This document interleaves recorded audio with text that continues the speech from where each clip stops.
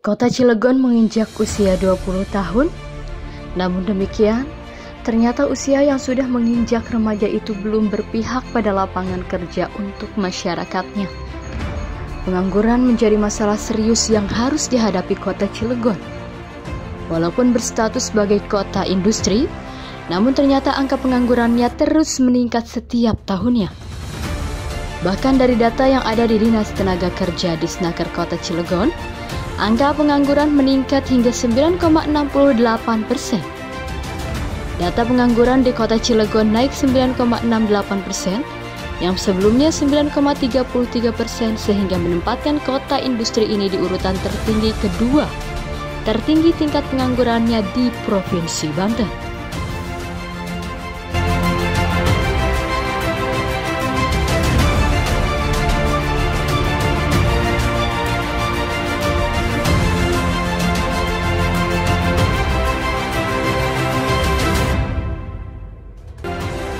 Pimpinan daerah tentunya ke depan harus memikirkan warga yang ada di lingkungan industri, berpartisipasi aktif di dalamnya.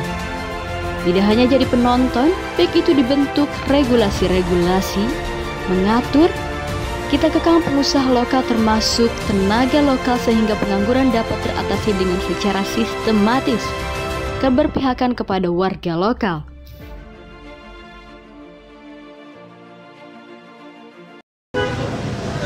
Ya, kalau yang dirasakan mah susah. Jualan susah. Apa-apa susah, tertibnya susah juga. Pokoknya ya masih banyak kekurangan.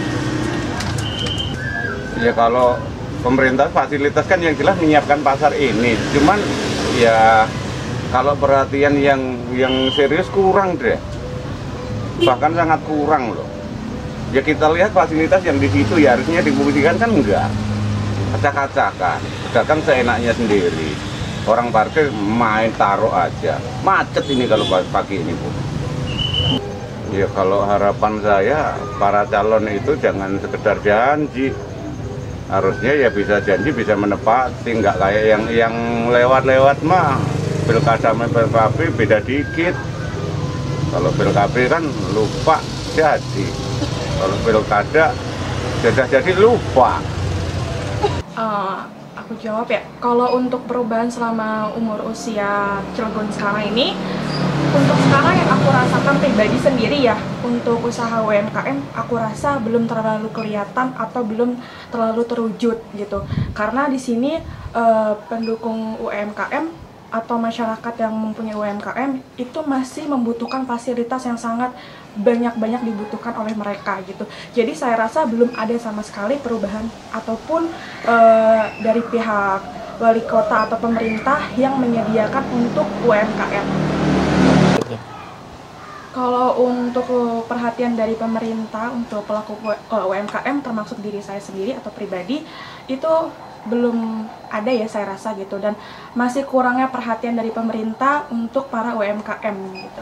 Calon wali kota yang nanti akan terpilih, saya harap sebagai masyarakat sendiri, saya mengharapkan bahwasannya tetap berkomitmen dengan satu tujuan dan membuktikan bahwa Anda akan berkomitmen atas kota Cilegon ini gitu, dan mewujudkan UMKM untuk lebih baik lagi, lebih maju lagi, lebih adanya misalkan adanya pelatihan ataupun adanya sosialisasi dengan para UMKM atau bantuan dari pemerintah untuk para UMKM gitu. Saya rasa itu sangat-sangat dibutuhkan oleh UMKM. Itu saja sih yang saya rasa untuk kota Cilegon ini ya, untuk saya pribadi khususnya anak-anak muda gitu, mewakilkan anak muda gitu ya, menurut saya belum ada perubahan gitu ya, khususnya untuk lapangan pekerjaan gitu ya. Semenjak tahun 2019 kemarin sampai tahun 2020, peningkatan pengangguran di kota Cilegon itu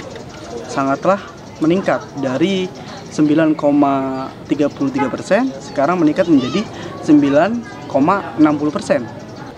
Saya sih menginginkan calon wali kota dan wakil wali kota untuk tahun 2020 ini mudah-mudahan bisa mengurai para pengangguran yang ada di kota Cilegon. Karena begini ya Pak,